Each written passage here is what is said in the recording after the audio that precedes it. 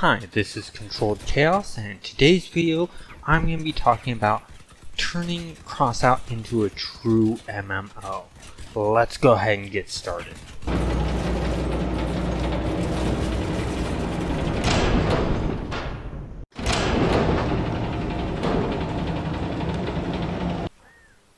Okay, first I want to go over what an MMO is in my mind. A true MMO is a persistent world with thousands of players interacting with each other.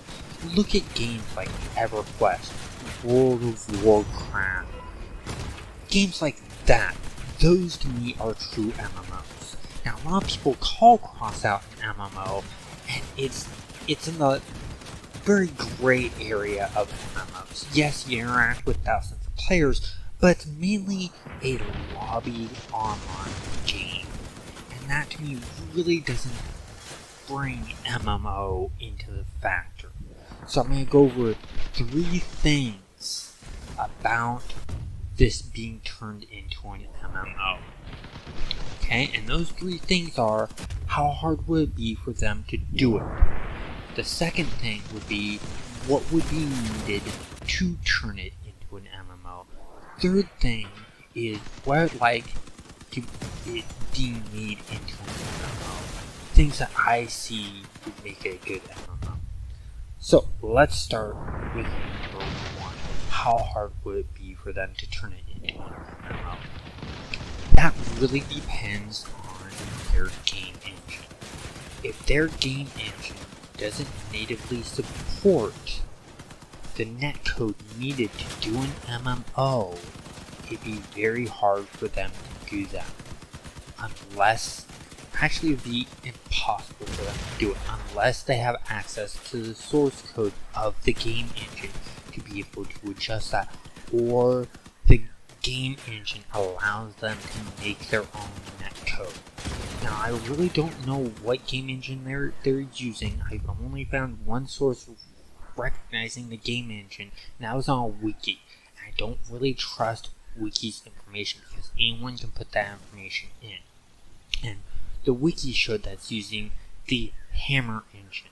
And when I looked up the Hammer engine, because it's one I don't know, it mentioned that it's a level design engine for the source engine which Valve uses.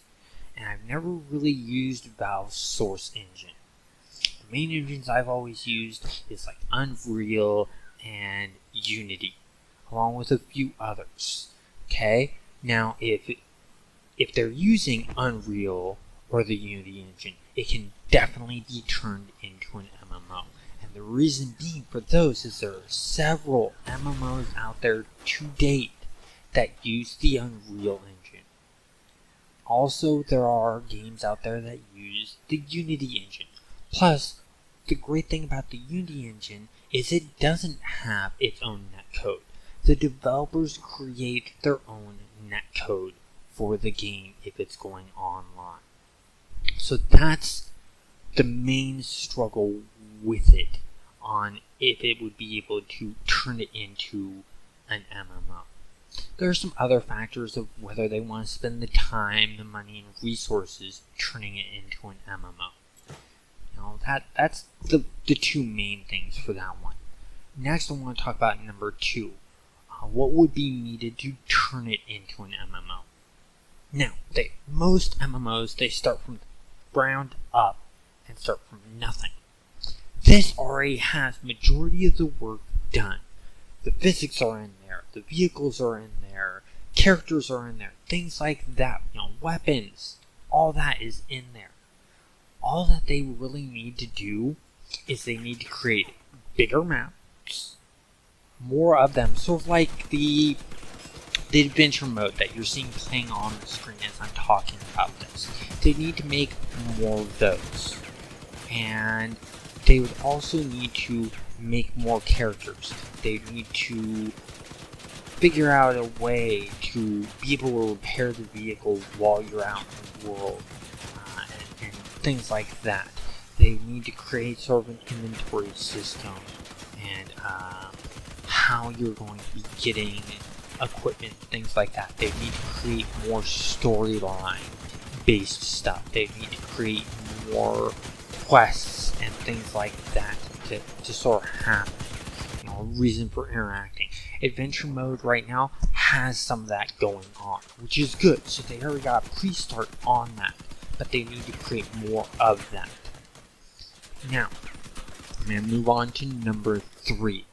How I see it being an MMO. The way I see it working is they can basically take the adventure mode that they have now, and they need to do some netcode modifications and setting changes to, instead of just allowing 4 players in the adventure mode, to allow hundreds of players in that area. And then what they need to do is they need to create other areas that will connect to that. So you do what's called zoning. It's what happens in EverQuest when you go from one area to another, such as going from East Commons to West Commons. You basically load up a whole entire new map and zone area when you cross this certain point. They could do the same thing here for Crossout. They would create a whole entire new map, and it'd be its own little server area. And basically, when you hit the exit from one area to go into another, it load up that new map. Okay, that's how I see that part working.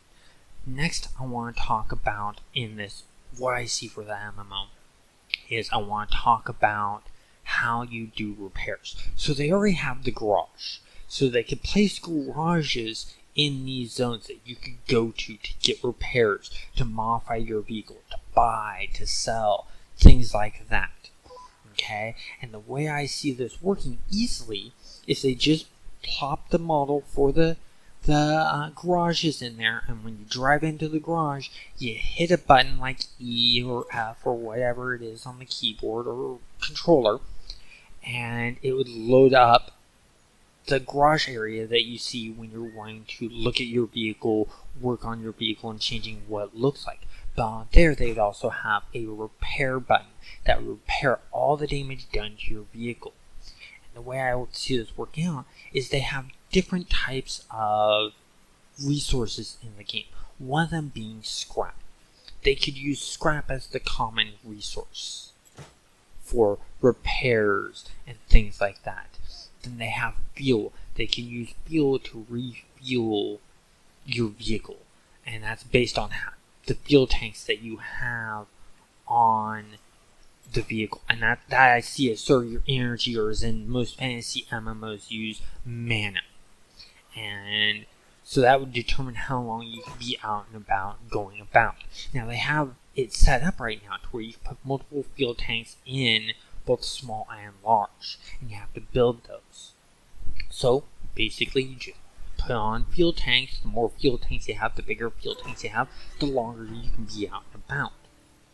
Okay, now another one that I'd like to see implemented into this is more quests and things to do in the world. Right now in the adventure mode, it's very sort of sparse. You really have to wander around to find the side quests and the enemies. Okay, they need to just bump it up a notch or two, not go too heavily overboard. You don't want to be running into enemies all the time. You want to have little breaks where you can repair and stuff like that. But, just a little bit more would be nice.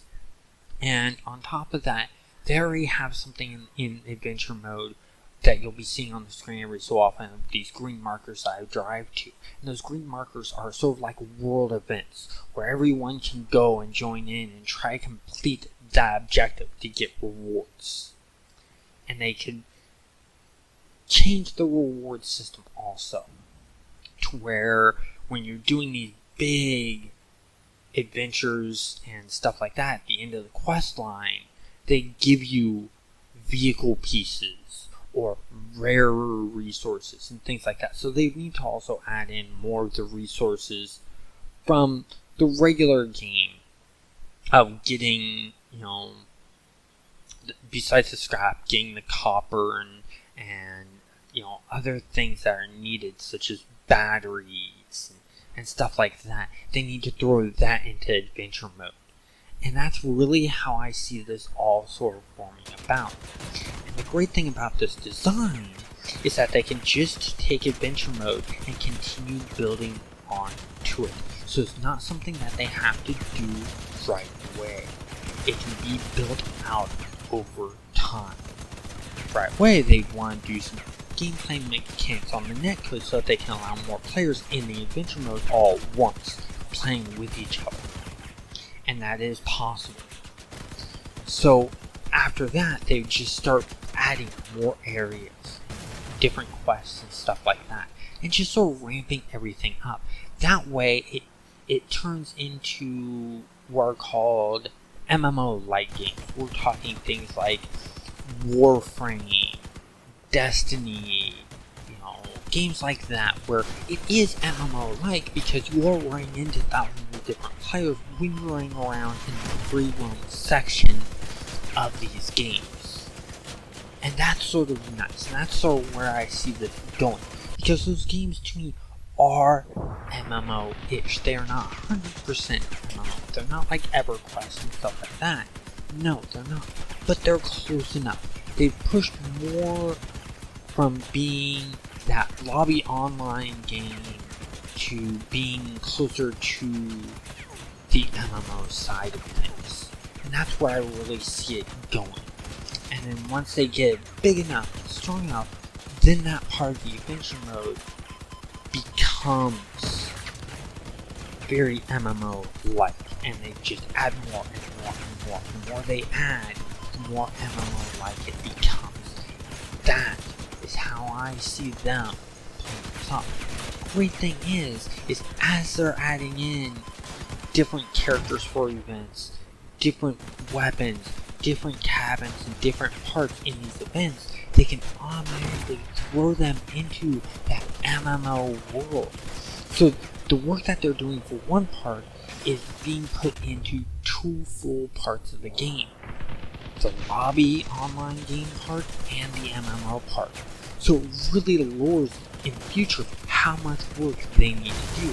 And already, it's already got a lot of light work that they need to do on it. It's not as much. It's just time consuming, a little bit of money to get it done. And I really, really love to see it turn into an MMO thing where you're interacting with other players a lot more and doing a lot more of that PvE and stuff like that. And they can even take it a step further, and they can take those different factions that they have and the MMO do faction wars to where instead of you're having 8-on-8 or 4-on-4 type of battles or these clan battles, you actually have these full-on wars of hundreds of players fighting hundreds of players for different territories, different spots, and things like that. That'd be really, really cool, but that's further in the future once they get more areas put into the idea of what I think would make it good ideal for this being turned into a true MMO. What I would like to do is I'd like to hear from you guys what you think would make this a good MMO. If you like the direction I'm going, if you think it's feasible the direction I'm going, put a comment down below. Let me know. If you think I'm going the wrong direction or you don't think it should be done, still comment down below on your reasons why. Why you think I'm wrong on this. I want to hear that. I want to get a friendly debate going on this subject. So, that's it for this video. I appreciate your time, and have a good day.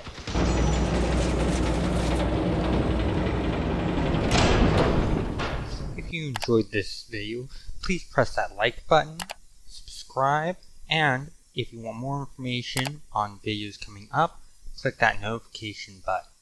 Also, in the description you will find links to my social media for Facebook, Twitter, and our Discord.